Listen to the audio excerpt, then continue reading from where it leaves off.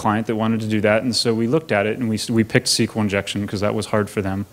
And we looked at their applications, and on average, there were 38 points in any application that generated a single query. So when you talk about stamping out, you know, SQL injection, when every one of them is constructed by 38 different code points, and how many different queries do you have in your application? Well, the blast radius of the changes associated with this application became almost as large as the application. And so we had a situation where fixing one bug, very simply, let's start simple, actually meant you had to consider the whole application. And that was very telling to watch the security guys come to the realization that the code was a plate of spaghetti and that they couldn't disambiguate that for the developers. And there was a lot of sort of humble pie eaten as the security guys had to crawl back into their offices and figure out what a solution for that was. You hear a lot of noise recently about, you know, ASAPI being the flaming, you know, silver arrow associated with fixing some of these things. And again, look at the code points, look at the blast radius of changes. It's hard to implement these fixes, even if they are well conceived as autonomous solutions. Are you going to double encode something? Are you going to, you know, end up producing 404s? What is the ultimate result of these fixes? Having visibility into what the code will change, or what code will change, or what code will be affected, is a very important. Basically, it's still a research topic like it was 10 years ago.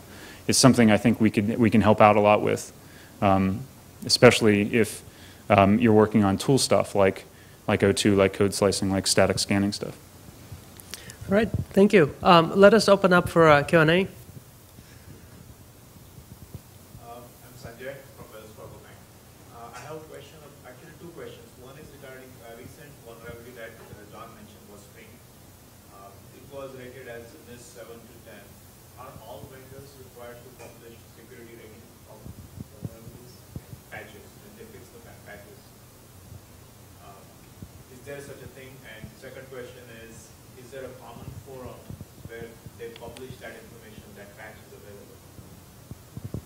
I'm not aware of one. Are you guys? I think the answer to both questions is no and no. There's no, everyone seems to, honestly, I think the best way to do it at this point is CVSS, which many vendors do use, but not everybody does. You know, Microsoft has their rating. Everyone has a different kind of rating system. But you know, if it was up to me, everyone would be using CVSS, which still doesn't tell you what's the likelihood of you actually getting owned, but it's a step in the right direction. But and then there's certainly no common. I mean, not every vendor is pumping out to, you know, mailing lists when they patch something. It just ends up on their website.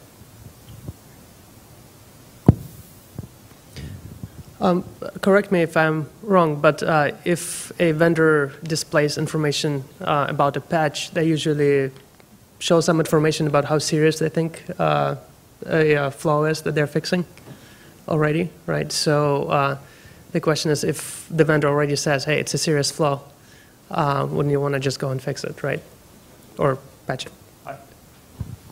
I don't know that you do. Again, you don't know what the change is going to be. You don't know if it's going to completely break the app. I mean, the problem with Spring vulnerabilities is that they're central to the purpose of Spring.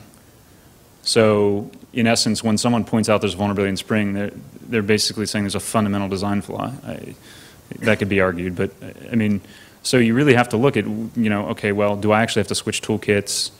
You know, you may have some compensating control or mitigating factor that their assessment of the severity does not take into account. This is consistently the case for things like authentication authorization, where there's at least 3 ways to do it in every application, and they may have considered it as part of, you know, a programmatic. The programmatic control may be broken, but there may be declarative and a URL-based one. You know, so I think you really have to bring it into your environment.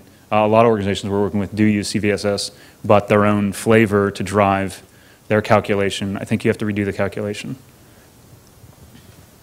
This is actually, to plug our mutual friend Jake, I actually think if you're not familiar with OSVDB, that's actually a really good resource because they log all these kinds of vulnerabilities, and it's an amazing resource for not only tracking an individual vulnerability, but trends as well.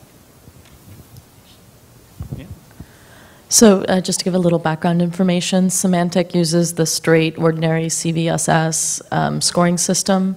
And in our vulnerability disclosure reports, we all include mitigation steps. We try to include what the scope of the fix is, as well as the severity, and at least to the best of our knowledge, the likelihood of propagation and being owned, so to speak. That's very kind of you. So yes, as has been mentioned a couple times, Microsoft has its own severity scoring system that people have gotten pretty familiar with, and one of the reasons why it's remained in place is because customers have actually built sort of their internal patch processes, patch rollout and patch management processes to trigger on the scoring, and the severity rating system that we have in place at the moment. So, while I certainly work on, I mentioned earlier that I work on the ISO front, I'm also actually part of the CVSS SIG. So it's not like we're not there and we're not thinking about this, but when we think about it, we have to think about it in terms of what do our customers actually need, what our customers ask us for, and in terms of understanding the severity of a particular vulnerability we're addressing, that need is already met currently with the criticality rating system that we have. Plus, a couple years ago, we actually introduced something called the exploitability index. And what that is, it's a rating specific to the vulnerability that, well, the easiest way for me to explain the difference between our criticality ratings and the exploitability index is criticality ratings, so such as critical, important, moderate, low, that we use, that is the maximum severity if an attacker is successful at exploiting a particular vulnerability, whereas the exploitability index is how likely is it that reliable exploit code will be available in the wild, broadly available, within the first 2 weeks after our patch is released. So that exploitability index is designed to help further prioritize for customers in a tangible way how quickly do I need to apply, this particular patch. So if there are two criticals, one of them may have an XI rating of 1, which is high likelihood that reliable exploit code will be available in the next 2 weeks. That's going to bump up the priority for the customer in applying that patch. And that's exactly the kind of information our customers asked us for in terms of refining how to prioritize when they could deploy those patches. And so that's the information that we gave them. Thank you. We're starting to run out of time here, so a couple more questions. Or any more questions? All right, good. So it's kind of unfortunate we started late. I had a whole list of questions here, but we cannot get to all of them. So let me just, in that case, open up for concluding remarks. Anything that's on your mind that will not get you in trouble with media here. Please. Golly. So I think when considering how you're going to deal with vulnerabilities, I think you have to look at a stack of things. Obviously, a lot of my commentary has been with regard to the application level and has considered the difference between product-based vulnerabilities and framework-based vulnerabilities and vulnerabilities in the applications or in common code that may be used by all your applications. You can see that there's a very different level of maturity associated with where you are in those scales. And the fact that we can have computed indices for vulnerability management around platform and around product vendors, I think is interesting, but it's also telling that we don't have those same things in my mind for evaluating application level vulnerabilities that will affect your portfolio of apps. And so I guess a challenge I would have to the OWASP community and the audience is, can you build that same level of calculation and roll-up for some of the other vulnerability types that these guys are not necessarily responsible for handling?